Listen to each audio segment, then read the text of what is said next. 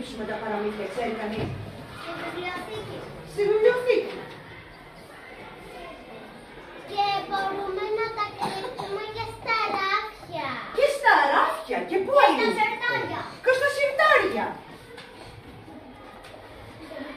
Στα ντουλάπια. Πού αλλού? Για πες. Στο πατάρι. Στα βατάρι, αλλού. Και στις καριέρες. Λοιπόν, και για να μην τα πολυλογούμε, κάποτε, τόσο παλιά που δεν ξέρω να σας πω πότε ακριβώς, υπήρχε μια... Δεν ήταν ούτε πολύ ψηλή, ούτε πολύ κοντή. Ήτανε μεσαία, όπως είμαι και εγώ.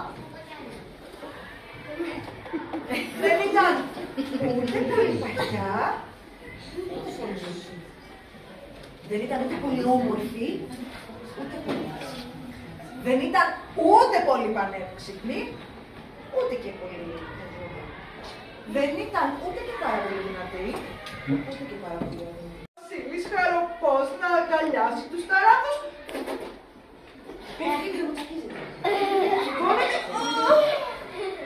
Τι έπαθα, τι έπαθε, τι έπαθε, τι έπαθε.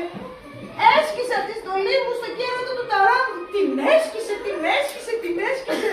Καταστροφή, καταστροφή, καταστροφή, έλεγε ο ένας και επαναλάμβανε ο άλλος.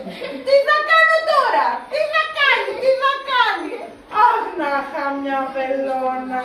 Μια βελόνα, μια βελόνα, μια βελόνα. Τρέχουν λοιπόν την γρήγορα στο κουτί. Θα το ξαναπάμε με το 5. Όλοι μαζί όμως. 1, 2, 3, 4, 5.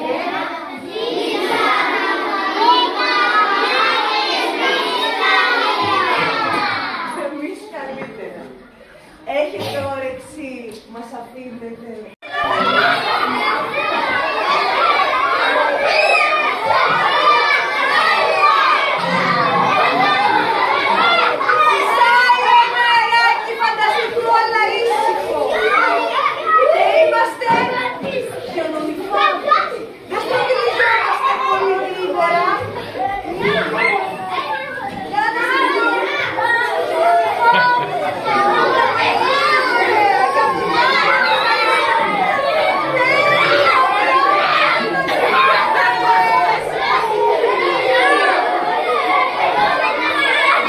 Site του σχολείου θα το ανεβάσω.